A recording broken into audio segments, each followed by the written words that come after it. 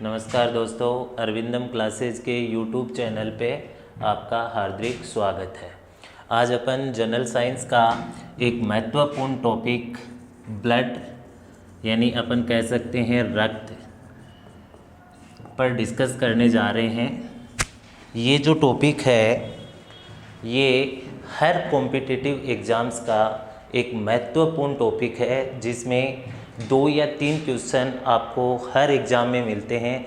भले वो रेलवे हो, भले ही वो ग्रेड के हो, भले ही वो पटवार हो, हर कॉम्पिटिटिव एग्ज़ाम्स में ब्लड जो है वो 2 से 3 क्वेश्चन लेके आता है। तो यदि अपन यहाँ पे बात करें कि रक्त क्या है, तो रक्त जो है वो एक तरल संयोजी ऊतक है। रक्त एक तरल संयोजी ऊतक है, यानी कि मैं कह सकता हूँ कि रक्त जो होता है वो एक प्रकार का ऊतक होता है, और ऊतक में भी कैसा ऊतक होता है? संयोजी ऊतक होता है। इस रक्त का जो खोजकर्ता है, इस रक्त का खोजकर्ता वो है Karl Landsteiner. Karl Landsteiner यानी रक्त को सबसे पहले खोजने वाला जो वैज्ञानिक है वो है Karl Landsteiner. Karl Landsteiner ने रक्त को 1901 में खोजा था। कब खोजा था? 1901 में। और उन्होंने ये बोला था कि रक्त जो है वो एक प्रकार का ऊतक है, तरल संयोजी ऊतक है, मतलब इसके अंदर जो लिक्विड भाग है वो क्या है? अधिक है। अब यहाँ पे यदि अपन बात करें कि रक्त का निर्माण कहाँ होता है, तो अपनी बॉडी के अंदर रक्त का जो निर्माण है वो अस्थि मज्जा में होता है। कहाँ पे होता है? अस्थि मज्जा में, यानी कि इंग्लिश में उसे कहा जाता है बोन मेरो। यानी अपने अंदर, अपने शरीर के अंदर जो रक्त का निर्माण है वो बोन मेरो में होता है, अर्थात अस्थि मज्जा में होता है। लेकिन यहाँ पे ध्यान रखने वाली बात यह है कि यहाँ पे एक अपवाद को शामिल किया गया है, और वो अपवाद है गर्भावस्था, या मैं बोलूँ पूर्णावस्था। गर्भावस्था या अपन कह रहे हैं पूर्णावस्था, उस दौरान जो रक्त है उसका निर्माण अस्थि मज्जा में नहीं होके यकृत में होता है। सामान्यतया रक्त कहाँ बनता है, तो अपन कहते हैं कि रक्त जो है वो अस्थि मज्जा में बनता है। लेकिन गर्भावस्था और पूर्णावस्था के दौरान जो रक्त है वो कहाँ बनेगा? यकृत में। अब वो अस्थि मज्जा में नहीं बनेगा, अब बनेगा यकृत में। इस चीज़ का अपन को विशेष तौर से ध्यान रखना होता है। अब अपन ये कहें कि यदि अपन को रक्त का अध्ययन करना हो, तो रक्त का जो अध्ययन है उसे बोला जाता है हीमेटोलॉजी। क्या बोला जाता है? हीमेटोलॉजी। यानी जब भी अपन को रक्त का अध्ययन करना हो तो अपन उसे बोलते हैं हीमेटोलॉजी। रक्त का अध्ययन क्या कहलाएगा? तो रक्त का अध्ययन कहलाएगा हीमेटोलॉजी। अब यहाँ पे ये तो है रक्त अध्ययन, लेकिन मैं यहाँ पे दूसरी टर्म जोड़ रहा हूँ, रक्त प्रीसंचरण का अध्ययन। रक्त प्रीसंचरण का अध्ययन। यदि आपसे पूछा जाए कि रक्त प्रीसंचरण का अध्ययन क्या कहलाएगा, तो उसको आपको बताना है एंजियोलॉजी। क्या बताना है? एंजियोलॉजी।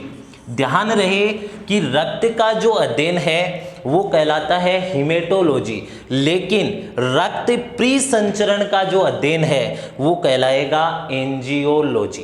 क्या कहलाएगा? एंजियोलॉजी। तो इन दोनों पॉइंट्स को आपको एग्जाम के पॉइंट ऑफ व्यू से मतलब दिमाग में रखना है कि रक्त का अध्ययन हीमेटोलॉजी होता है और रक्त प्रीसंचरण का अध्ययन एंजियोलॉजी होता है। रक्त प्रीसंचरण का मतलब होता है कि अपनी बॉडी में, अपने शरीर में जो रक्त का संचरण है वो किस तरीके से होता है, कैसे हृदय में रक्त पहुंचता है, कैसे हृदय से रक्त अपनी बॉडी के हर भाग में पहुंचता है, तो वो होता है रक्त प्रीसंचरण, और उस प्रीसंचरण का अध्ययन कहलाएगा एंजियोलॉजी। लेकिन यदि अपन को रक्त का अध्ययन करना है कि रक्त में क्या क्या होता है, किससे मिलके रक्त बना होता है, तो वो कहलाता है हीमेटोलॉजी। अब अपन बात करें तो एक सामान्य पुरुष की यदि बात की जाए या सामान्य व्यक्ति की बात की जाए तो सामान्य व्यक्ति के अंदर 5 से 6 लीटर रक्त विद्यमान होता है। यदि अपन बोलें कि सामान्य व्यक्ति जो होता है, जो एक स्वस्थ व्यक्ति होता है, सामान्य व्यक्ति होता है, उसमें 5 से 6 लीटर तक रक्त विद्यमान होता है। 5 से 6 लीटर। सामान्य पुरुष में कितना होता है या महिला में कितना होता है उसकी बात नहीं कर रहा हूँ, मैं बात कर रहा हूँ कि एक सामान्य व्यक्ति में कितना होता है, तो वो होता है 5 से 6 लीटर रक्त होता है। लेकिन यदि अपन एक महिला की बात करें, महिला के केस में यदि अपन जाएं तो महिलाओं में पुरुषों की तुलना से, महिलाओं में पुरुषों की तुलना में आधा लीटर रक्त कम पाया जाता है। आधा लीटर रक्त कम पाया जाता है। यदि अपन जनरल बात करें तो 5 से 6 लीटर होता है, लेकिन महिलाओं के केस में आधा लीटर रक्त जो है वो क्या होता है, कम पाया जाता है। यानी अपन वहाँ पे कह सकते हैं कि 4.5 से 5.5 लीटर रक्त जो है वो महिलाओं के अंदर पाया जाता है। सामान्य अपन इसकी और बात करें तो रक्त की जो पीएच है, रक्त की पीएच वो होती है 7.4। कितनी होती है? 7.4 होती है। 7.4 होने का मतलब क्या हुआ कि यदि पीएच का मान 7 से कम रहता है, यदि पीएच 7 से कम रहता है तो अपन उसे बोलते हैं अम्लीय। क्या बोलते हैं? अम्लीय। और यदि पीएच 7 से ज़्यादा होती है तो उस केस में अपन उसे बोलते हैं क्षारीय। और यदि 7 हो तो अपन उसे बोलते हैं उदासीन। क्या बोलते हैं? उदासीन। ये मैं पैरामीटर बता रहा हूँ आपको, किसका? पीएच का। तो जनरल पीएच मीटर में जब अपन पीएच को आकलन करते हैं तो वहाँ पे पाते हैं कि यदि पीएच का मान 7 से कम है तो अपन उसे बोलते हैं अम्लीय, और यदि पीएच का मान 7 से ज़्यादा है तो अपन उसे बोलते हैं क्षारीय, और पीएच यदि एग्जैक्ट 7 पे आए तो अपन उसे बोलते हैं उदासीन। अब यदि अपन रक्त को देखें तो रक्त की जो पीएच है वो 7.4 है। इसका मतलब ये हुआ कि रक्त जो है वो क्षारीय है, और स्लाइटली थोड़ी सी पीएच ज़्यादा है तो अपन कह सकते हैं कि रक्त एक हल्का क्षारीय विलयन होता है। रक्त एक हल्का क्षारीय विलयन होता है। कैसा विलयन होता है? हल्का क्षारीय विलयन होता है। तो ये तो हुई दोस्तों एक रक्त की सामान्य जानकारी जो जनरल वे में अपन को पता होनी चाहिए। अब अपन बात करें कि ये जो अपना रक्त है वो किन कंपोनेंट से मिलके बना होता है, या किन किन मतलब कंपोनेंट्स के द्वारा ये रक्त बनता है, उस चीज़ की अपन बात करेंगे कि रक्त जो है उसमें क्या क्या पाया जाता है। उस चीज़ पे अपन अभी बात करने वाले हैं। तो अपन यहाँ पे बात कर रहे हैं कि रक्त जो है, अपना जो रक्त है वो किस से मिलके बना होता है। तो मैं इस चीज़ के लिए रक्त जो होता है उसको मैं 2 भागों में विभक्त कर सकता हूँ। कितने भागों में विभक्त कर सकता हूँ? 2 भागों में विभक्त कर सकता हूँ कि रक्त का एक भाग जो होता है वो होता है प्लाज्मा। रक्त का एक भाग क्या होता है? प्लाज्मा होता है, और दूसरा भाग जो होता है वो होता है रक्त कणिकाएं। क्या होता है? रक्त कणिकाएं। ये जो प्लाज्मा वाला भाग होता है, ये प्लाज्मा वाला भाग रक्त में 55 से 60% होता है। कितना होता है? 55 से 60%। तो जो बचा हुआ भाग है वो किसका रहेगा? रक्त कणिकाओं का। तो वो हो जाएगा आपका 40 से 45% भाग जो होता है वो रक्त का किससे मिलके बना होता है? रक्त कणिकाओं से मिलकर बना होता है। यानी कि अब यहाँ से आपको एग्जाम में क्वेश्चन पूछा जाता है कि रक्त का अधिकांश भाग किससे मिलके बना होता है, तो आप क्या आंसर दोगे कि रक्त का जो अधिकांश भाग है वो प्लाज्मा से मिलकर बना होता है। यानी रक्त में अधिकांशतया जो है वो प्लाज्मा होता है, जो 55 से 60% है। अब मैं इस प्लाज्मा वाले हिस्से की यदि बात करूं तो इस प्लाज्मा वाले हिस्से में 92% जो है वो पानी होता है। यदि आपसे कहा जाए कि प्लाज्मा का अधिकांश भाग क्या है, तो प्लाज्मा का अधिकांश भाग जो है वो क्या है, पानी है। यानी प्लाज्मा में 92% जो है वो पानी पाया जाता है, और बाकी जो आपका 8% वाला जो भाग है उस भाग में आपका ग्लूकोज या कुछ लवण होते हैं, और साथ में यहाँ पे होती है रक्त प्रोटीन। क्या होती हैं? रक्त प्रोटीन। यानी कि जो 8% हिस्सा है प्लाज्मा का वो किससे मिलके बना होता है? ग्लूकोज से, लवण से और रक्त प्रोटीन से मिलकर बना होता है। अब यहाँ पे अपन बात करें कि रक्त प्रोटीन जो है वो कौन कौन सी पाई जाती हैं प्लाज्मा में, तो प्लाज्मा में पाई जाने वाली जो फर्स्ट रक्त प्रोटीन है वो है आपकी कौन सी?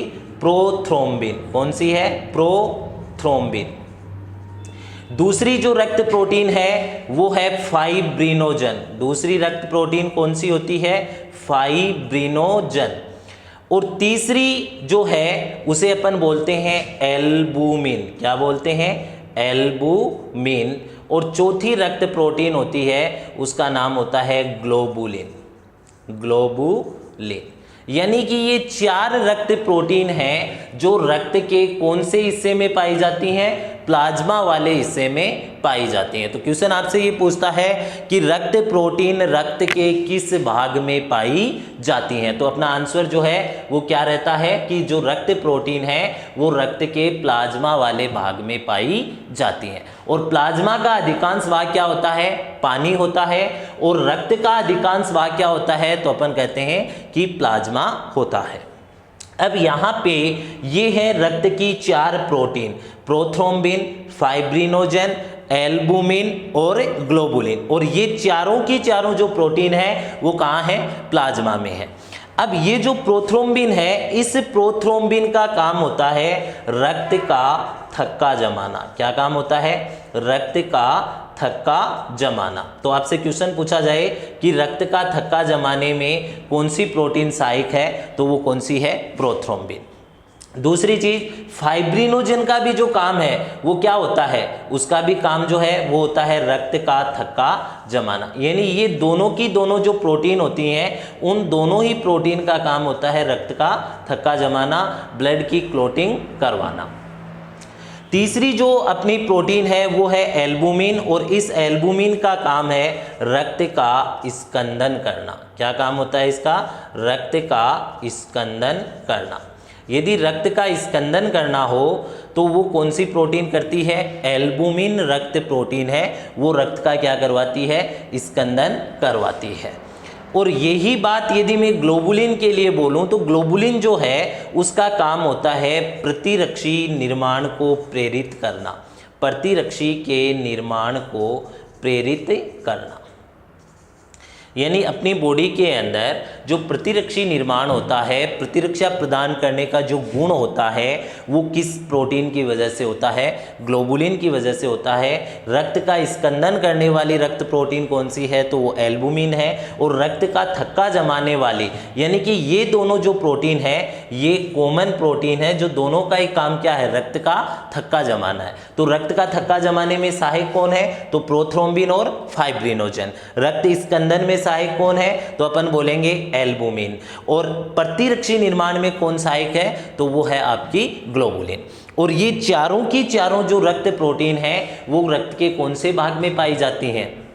आपके प्लाज्मा वाले भाग में पाई जाती हैं। अब यहाँ पे मैं नोट लगा के एक बात आपको बता रहा हूँ, नोट कि रक्त में 1/5 यानी यहाँ पे ये कितनी हो गई? 4, यानी 1 प्रोथ्रोम्बिन, 2 नंबर फाइब्रिनोजन, 3 एल्बुमिन और नंबर 4 क्या है? ग्लोबुलिन। यानी कि ये 4 रक्त प्रोटीन है, ये तो कहाँ पे पाई जाती हैं? प्लाज्मा में। लेकिन एक 5वीं रक्त प्रोटीन है जिसे अपन बोलते हैं रक्त की विशेष प्रोटीन। क्या बोलेंगे? रक्त की विशेष प्रोटीन। और ये जो रक्त की विशेष प्रोटीन है ये होती है आपकी हिपेरिन। क्या होती है? हिपेरिन। आपसे पूछे कि रक्त की विशेष प्रोटीन कौन सी है तो अपन बोलेंगे हिपेरिन प्रोटीन है। और ये विशेष क्यों है, तो उसका रीजन क्या है कि इस हिपेरिन प्रोटीन का काम होता है रक्त वाहिनियों में रक्त को जमने से रोकना।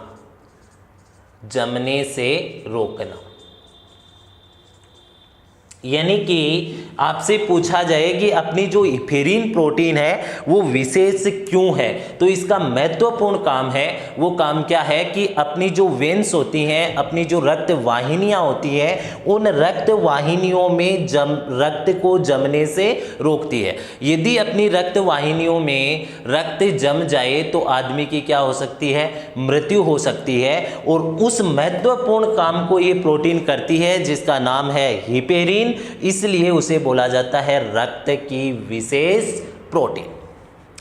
अब इसका जो महत्वपूर्ण पॉइंट क्या है कि इस हिपेरिन प्रोटीन का जो निर्माण है, हिपेरिन प्रोटीन का जो निर्माण है वो अपने प्लाज्मा वाले भाग में नहीं होगा, इसका निर्माण जो है वो यकृत में होता है। कहाँ पे होता है, यकृत में होता है। आपसे पूछा जाए कि हिपेरिन प्रोटीन कहाँ बनती है, तो हिपेरिन प्रोटीन जो है वो यकृत में बनती है, न कि प्लाज्मा में। फिर बता रहा हूं कि ये जो 4 रक्त प्रोटीन है, आपकी रक्त प्रोटीन प्रोथ्रोम्बिन, फाइब्रिनोजेन, एल्बुमिन और ग्लोबुलिन, ये चारों की चारों प्रोटीन रक्त के प्लाज्मा वाले भाग में पाई जाती हैं। लेकिन ये 5वीं जो प्रोटीन है वो रक्त की विशेष प्रोटीन है जो प्लाज्मा वाले हिस्से में नहीं पाई जाती, वो पाई जाती है यकृत में। कहां पे पाई जाती है, यकृत में। यानी मैं कह सकता हूं कि हिपेरिन जो है वो यकृत में बनती है। काम क्या है, तो उसका जो काम है वो रक्त वाहिनियों में रक्त को जमने से रोकना है। ठीक है, तो ये जो पोर्शन अपन ने देखा, ये देखा रक्त का प्लाज्मा वाला भाग, जो उसका अधिकांश भाग होता है। और इस प्लाज्मा का अधिकांश भाग जो है, यहां पे ध्यान देना, आपसे क्वेश्चन पूछा जा सकता है कि प्लाज्मा का अधिकांश भाग क्या है, प्लाज्मा का अधिकांश भाग क्या है। तो प्लाज्मा का अधिकांश भाग जो है वो क्या होता है, पानी होता है। क्या होता है, पानी होता है। तो यहां से आपसे क्वेश्चन पूछा जा सकता है। दूसरा कि यहां पे रक्त का अधिकांश भाग क्या है, तो रक्त का अधिकांश भाग जो है वो क्या होता है, आपका प्लाज्मा होता है। अब दोस्तों, अपने जो रक्त का अगला भाग है वो है रक्त कणिकाएं। यानी कि रक्त में प्लाज्मा के अलावा रक्त कणिकाएं भी पाई जाती हैं। और ये कौन कौन सी रक्त कणिकाएं हैं और उन रक्त कणिकाओं का क्या क्या काम है, उस चीज के बारे में अपन अभी मतलब डिस्कस करने वाले हैं। उस चीज़ पे अपन बात करने वाले हैं कि कौन सी रक्त कणिकाएं अपने रक्त में पाई जाती हैं और क्या उनका काम होता है। तो प्लाज्मा वाला जो हिस्सा है, इसके लिए आपको मैंने बता दिया है कि कौन से क्वेश्चन आपके एग्जाम्स के लिए महत्वपूर्ण हैं और किस पे आप ध्यान दोगे। अब यहाँ पे अपन बात करने जा रहे हैं रक्त कणिका की, कि कौन कौन सी रक्त कणिकाएं अपने रक्त में विद्यमान होती हैं। तो यहाँ पे यदि मैं रक्त कणिकाएं जो हैं उनकी बात करूं, तो रक्त में 3 प्रकार की कणिकाएं पाई जाती हैं। कितने प्रकार की पाई जाती हैं, 3 प्रकार की, जिसके लिए अपन बोल सकते हैं आरबीसी, दूसरी होती है आपकी डब्ल्यूबीसी और तीसरी होती है प्लेटलेट्स। यानी रक्त में कौन कौन सी 3 कणिकाएं होती हैं, तो अपन कहेंगे एक आरबीसी, दूसरी डब्ल्यूबीसी और तीसरी कौन सी होती है, प्लेटलेट्स होती है। ये जो आरबीसी है, इस आरबीसी को अपन इरिथ्रोसाइट्स बोलते हैं। क्या बोलते हैं, इरिथ्रोसाइट्स। आपसे पूछा जाए कि आरबीसी जो होती है उसका दूसरा नाम क्या है, या इरिथ्रोसाइट किसको बोलते हैं, तो अपन बोलेंगे इरिथ्रोसाइट जो है वो आरबीसी को कहा जाता है। इस आरबीसी का यदि अपन पूरा नाम लिखें तो पूरा नाम क्या हो जाएगा, लाल रक्त कणिकाएं। यानी आरबीसी जो होती हैं उसको अपन कह सकते हैं लाल रक्त कणिकाएं, रेड ब्लड कैपिलरी। कई बच्चे जो होते हैं वो इसको सेल पढ़ते हैं, सेल तो कोशिका होती है ना, कणिका जो होती है उसको अपन बोलेंगे कैपिलरी। तो लाल रक्त कणिकाएं, जिन्हें दूसरा नाम क्या बोलेंगे अपन, इरिथ्रोसाइट्स।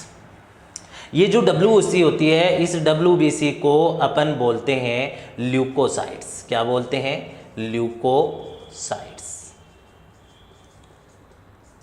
और वैसे देखा जाए तो WBC का पूरा नाम होता है श्वेत रक्त कणिकाएं। क्या होते हैं, श्वेत रक्त कणिकाएं, यानी कि वाइट ब्लड कैपिलरीज। तीसरी जो रक्त कणिका है वो है प्लेटलेट्स, और इस प्लेटलेट्स को अपन बोलते हैं थ्रोम्बोसाइट्स। क्या बोलते हैं, थ्रोम्बोसाइट्स। तो थ्रोम्बोसाइट्स जो है वो किसको बोलेंगे, प्लेटलेट्स को। ल्यूकोसाइट्स जो है वो किसको बोलेंगे, WBC को। और इरिथ्रोसाइट्स जो है वो अपन किसको बोलेंगे, RBC को। तो ये 3 कणिकाएं हैं जो कहाँ पे पाई जाती हैं, रक्त में पाई जाती हैं। एक RBC, दूसरी WBC और तीसरी कौन सी है, प्लेटलेट्स। इसमें सबसे पहले अपन जो बात कर रहे हैं वो कर रहे हैं RBC की। किसकी कर रहे हैं, RBC की। RBC जिसे मैं कह सकता हूं इरिथ्रोसाइट्स। क्या कह सकता हूं, इरिथ्रोसाइट्स। ये जो इरिथ्रोसाइट्स है या अपन इसे बोल सकते हैं लाल रक्त कणिका। क्या बोला जा सकता है, लाल रक्त कणिका। यानी RBC जो होती है उसका पूरा नाम क्या हो जाएगा, लाल रक्त कणिका। सबसे पहले मैं बात करूं कि RBC का जो निर्माण है वो कहाँ होता है। तो RBC का जो निर्माण है वो रक्त की भांति कहाँ पे होता है, अस्थि मज्जा में होता है। RBC कहाँ बनती है, अस्थि मज्जा में बनती है, जिसे अपन इंग्लिश में कह देते हैं बोन मेरो। क्या बोल देते हैं, बोन मेरो। यानी RBC जो होती है वो बोन मेरो में बनती है या अस्थि मज्जा में बनती है। लेकिन यहाँ पे अपन को ध्यान रखना है कि एक अपवाद है। क्या है, अपवाद है।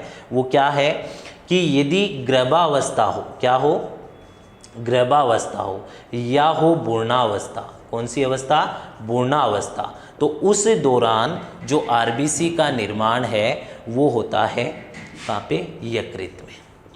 जैसे मैं आपको याद दिलाऊं कि जब अपन ने टॉपिक स्टार्ट किया था तो वहाँ पे बात की थी कि रक्त का निर्माण भी कहाँ हो रहा था, अस्थि मज्जा में। और गर्भावस्था और पूर्णावस्था में रक्त का निर्माण कहाँ हो रहा था, यकृत में हो रहा था। ठीक वैसे ही RBC का निर्माण भी कहाँ होता है, अस्थि मज्जा में। लेकिन गर्भावस्था और पूर्णावस्था में कहाँ होता है, यकृत में होता है। इसके बाद में ये जो RBC है, इस RBC का जीवन काल होता है 20 से 120 दिन। कितना होता है, 20 से 120 दिन। ये होता है RBC का जीवन काल। क्या होता है, जीवन काल, यानी जीने का समय।